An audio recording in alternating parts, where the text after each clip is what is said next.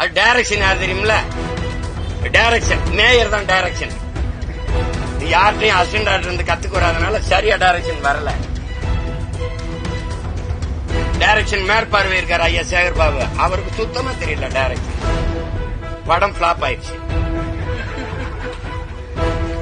எப்படி அந்த கூலிங்காலி இந்த கூலிங்காலி ரெண்டு கூலியும் போச்சு. தங்கச்சிக்கு நான் கேட்கிறேன், அவங்க உண்மையிலே துப்புரவு பணியாளர்களான்னு பாருங்க. துப்புரவு பணியாளர்களா? தன்மானமிக்க யாராவது ஒரு தொழிலாளி இவர்களோட போய் நிப்பானா?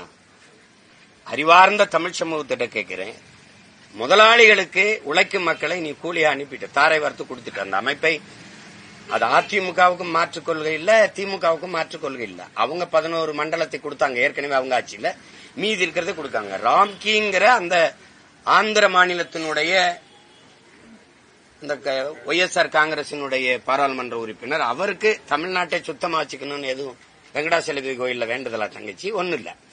அந்த முதலாளிக்கு கீழே நாங்க வேலை செய்ய போறோம். அவர் தன் கை காசை போட்டு எங்களுக்கு சம்பளம் கொடுப்பாரா? அரசு கொடுக்கிற காசுல இருந்து எங்களுக்கு கொடுப்பாரா? அரசு கொடுக்கிற காசை வாங்கி எனக்கு சம்பளம் கொடுக்கிற நடுவுல ஒரு ஏஜென்ட் இருக்கு, ஒரு முகவர் இருக்கு. நீ என்ன வேலை பாக்குற? உனக்கு என்ன வேலை? அந்த வேலையை உன்னால செய்ய முடியாதுன்னா மாநகராட்சி எதுக்கு? அதுக்கு தேர்தல் எதுக்கு? ஊரக உள்ளாட்சிக்கு அதுக்கு ஒரு மேயர்னு ஒரு பொறுப்பு எதுக்கு? அதுக்கு ஒவ்வொரு பகுதிக்கும் மாமன்ற உறுப்பினர் எதுக்கு? எதுக்கு? அந்த காசு தெண்ட செலவு தானே.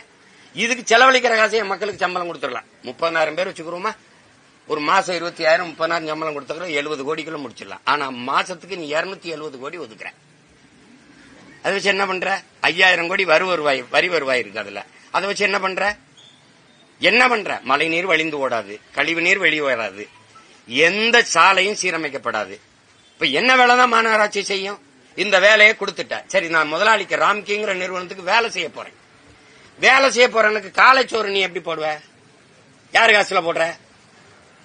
காலைச்சோறு போடுறேன், மருத்துவ காப்பீடு 2 லட்சம் போடுறேன், செத்து போனா 10 லட்சம் கொடுக்கறேன். இது யாரு காசுல கொடுப்ப? நான் வேலை செய்யறது முதலாளிக்கு, இவர் காலையில சோறு போடுவாராம். எங்களை சோத்துக்கு சத்த பய மக்களாவே இந்த கட்சிகள் வச்சிருக்கு பாருங்க. காலையில பள்ளிக்கூடத்துக்கு உப்பாக்குன்னு சோறு போடுவேன் மாணவர்களுக்கு, உங்களுக்கு சோறு போடுவேன். ஏண்டா சோத்துக்கு சத்த பயல்களா எங்களை ஆக்கி வச்சிருக்கேன். எப்படி இருக்கு? காலையில நாங்க குப்பையில கூட்டுறதுல இவர் சோறு போடுவாரு, எங்கேன்னு போய் நின்று சோறு சாப்பிட்டுக்கிட்டு இருக்கணும். இந்த காசு எந்த இதுல இருந்து கொடுப்ப? இவ்வளவு பணம் இவ்வளவு இருக்கிற நீ இந்த சலுகை அறிவிக்கிற நீ, அவன் கேட்கறத கொடுத்துட வேண்டியதானே. தனியார் மயப்படுத்தாத எங்களை நிரந்தர பணி. ஆலை சோறு இந்த செத்தா 10 லட்சம், யாராவது செத்து பாக்கணும் 10 லட்சம் கொடுக்கறானா இல்லையான்னு, அப்படிதானே நீங்க எடுத்துக்கிறதே.